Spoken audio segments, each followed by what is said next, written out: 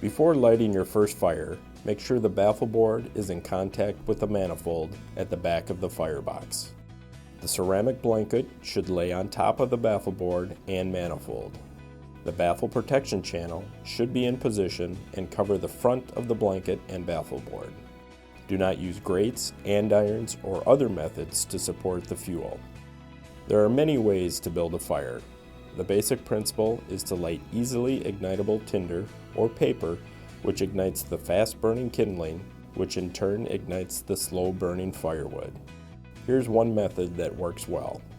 Prior to lighting, push the Smart Burn Technology activation button found on the lower right-hand side of the pedestal.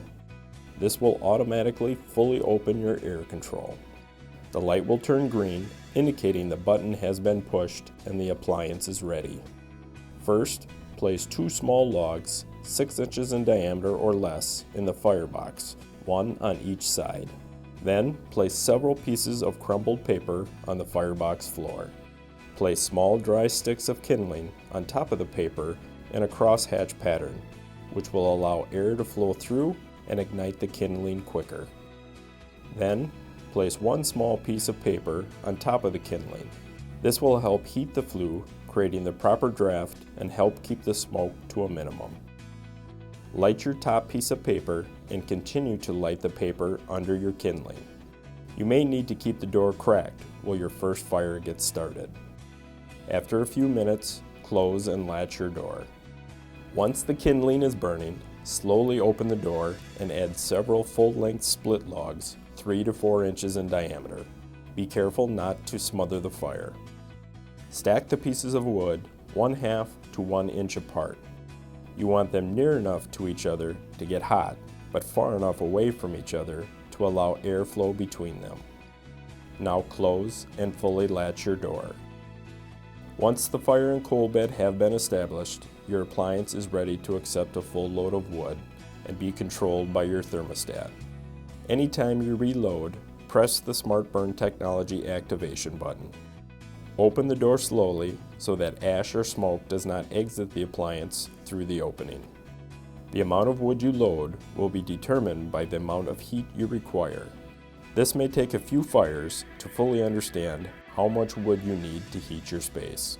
Once the fire is established and has been burning for some time, it is normal operation for the light to turn off.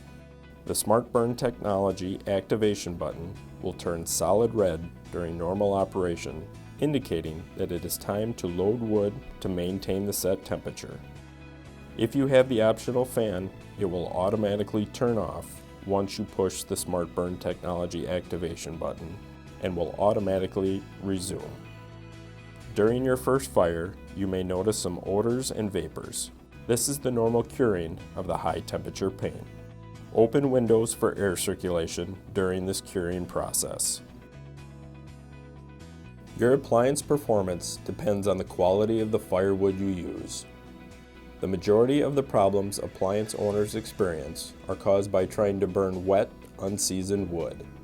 Wet, unseasoned wood requires energy to evaporate the water instead of heating your home and causes evaporating moisture, which could cool your chimney, causing poor draft, accelerating the formation of creosote on your glass and in your flue. Well-seasoned wood should be cut and split to 6 inches or less in diameter and air-dried to a moisture content of 20% or less. To check your wood for proper moisture content, use a moisture meter. A moisture meter can be purchased from your local fireplace dealer or online. To take a moisture reading, push the 2 pins into a piece of firewood. Typically, softwoods like Douglas fir, pine, poplar, or spruce will take about 9 months to properly season once it is cut and stacked. They require less time to dry, burn faster, and are easier to ignite. Harder woods like oak, maple, and birch will take about 18 months to properly season. Hardwoods are more dense than softwoods, which is why they will take longer to season, contain about 60% more BTUs than softwood, burn slower, and are harder to ignite.